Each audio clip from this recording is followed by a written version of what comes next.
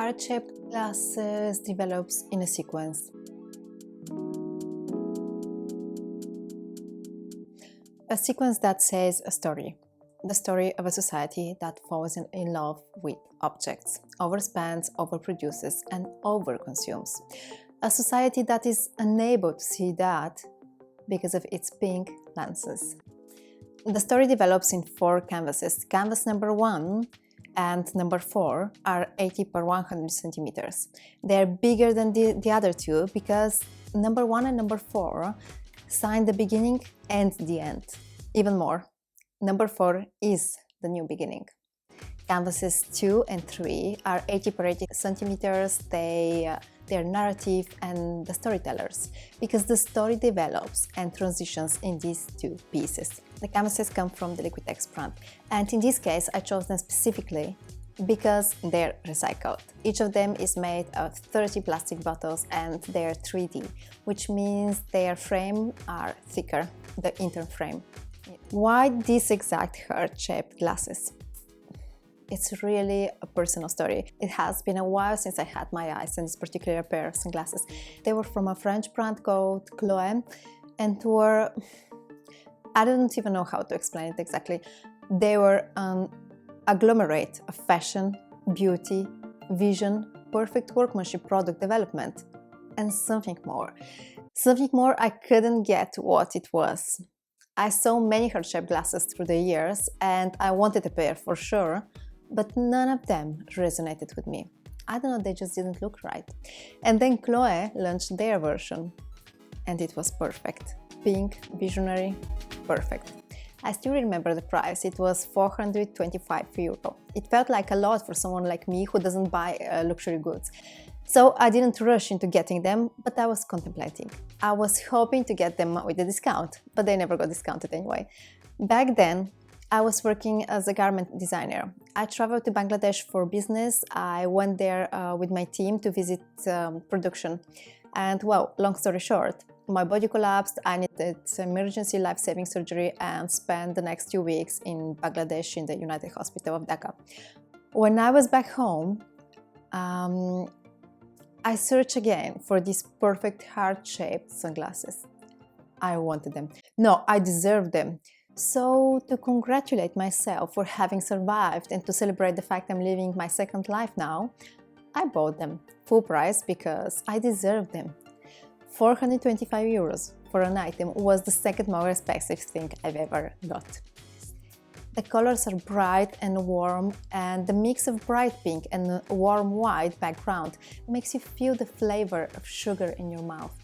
The entire painting is like a giant reshaped lollipop and almost suffocates you with its sweetness. The background is not really white. It has been carefully studied to complement the pink, but to create also separation. It might not look like, but there is blue and black in it. However, the background feels like heating up the entire visual, creating in this way a concept that goes close to the idea of singularity. In painting number 1, you will see the sunglasses in 3/4 position, temples open almost as if someone's wearing them.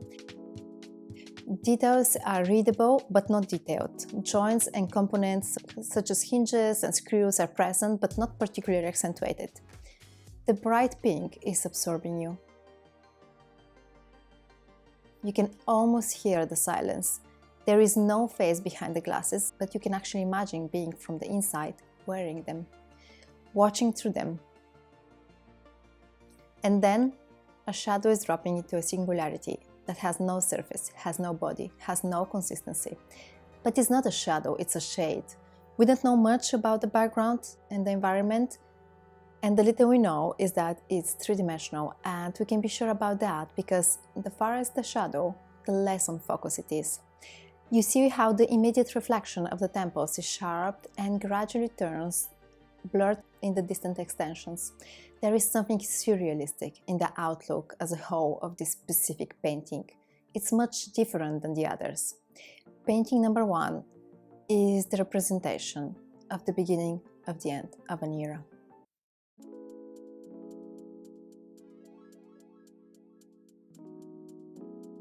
seeing the world through rose-tinted glasses. It refers to people who have a tendency to see everything in a positive light, exaggeratedly, potentially unrealistic light.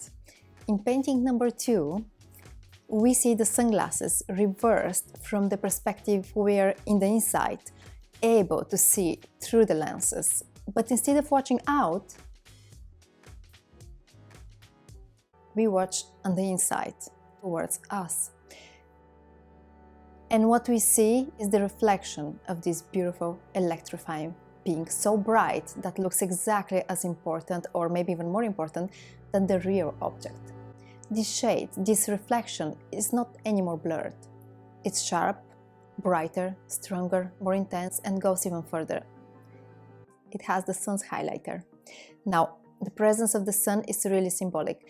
Sun is energy, power, positivity, but mostly the man responsible for life on Earth. So now not only the shade is equally important as the object itself, but started to develop life on its own.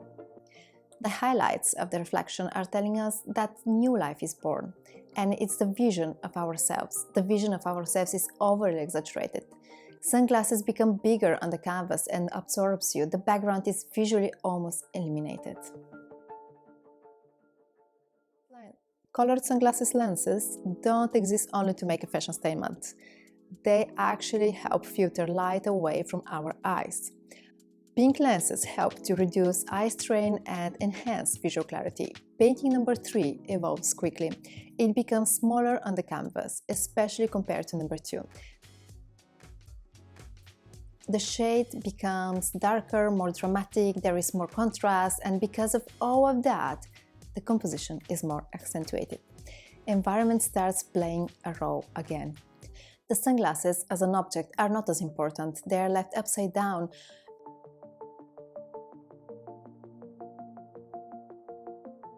But instead of folding them, you leave them open.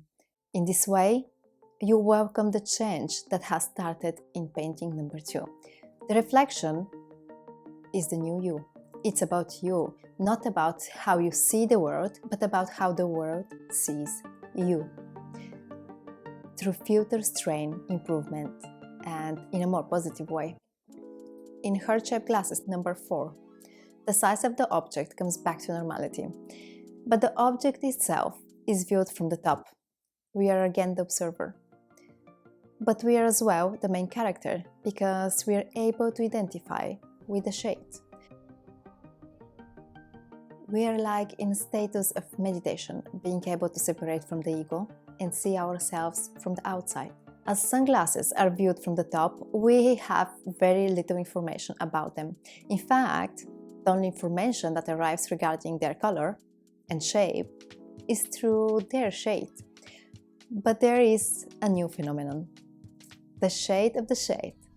This pink filter we consensually apply to ourselves is our core now, to a point where it is an object by itself. It's not a reflection anymore, but a solid matter. And this solid matter has its own reflection now.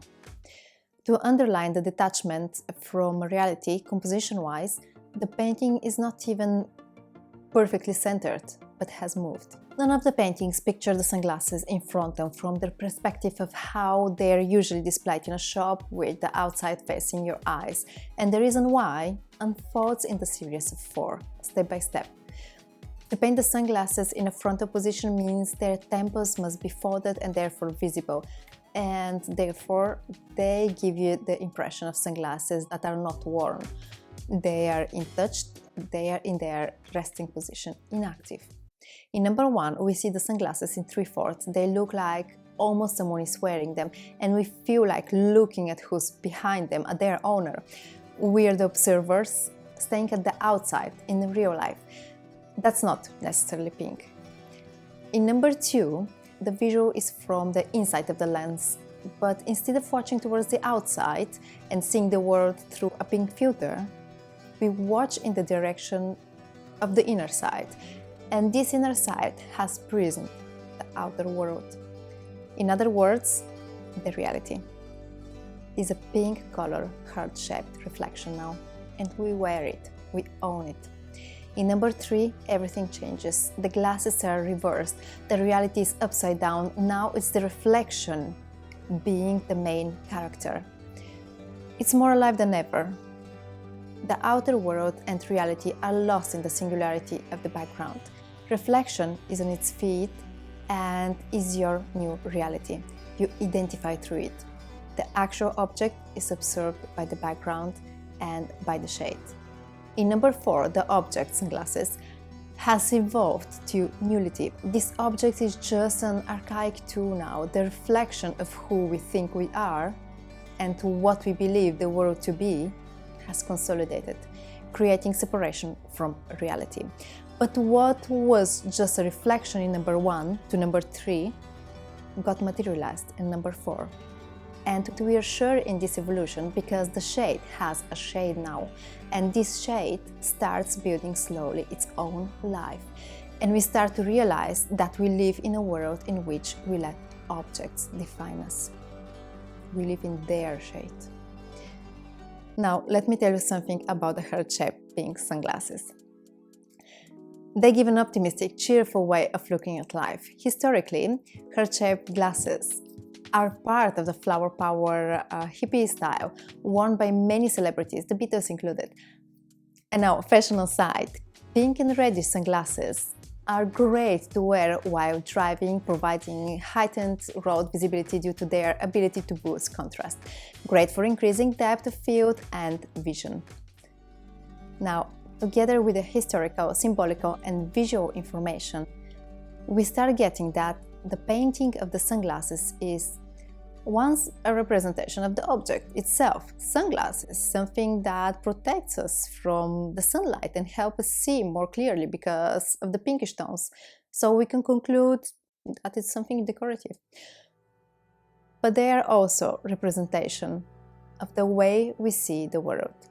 In the 4-painting sequence, the timeline starts with how we see the world and evolves to how the world sees us. Because today, more than ever, the world watches us consensually. At any point of the day and moment, we consent to anyone to see us. We share our pictures and stories on Instagram. We express our opinion on Twitter and Facebook pages. We allow Google Maps to follow our movements. We are a reflection of this contemporary modern world. We are a heart-shaped, pink-filtered version of it. Heart-shaped because everything looks great on Instagram posts. Pink to boost the contrast between you, who's still not doing it, and the others who have already converted to this ultra-modern present day. This is the spirit of the time we live in. It's shiny, it's attractive, it's seducing, it looks perfect in the picture and makes you want it. It might look decorative as the first impression of the heart-shaped glasses painting, but the embellishment is just to hide the shade of what the original intention is. The world to see us perfect, filtered. We buy driven by our emotions.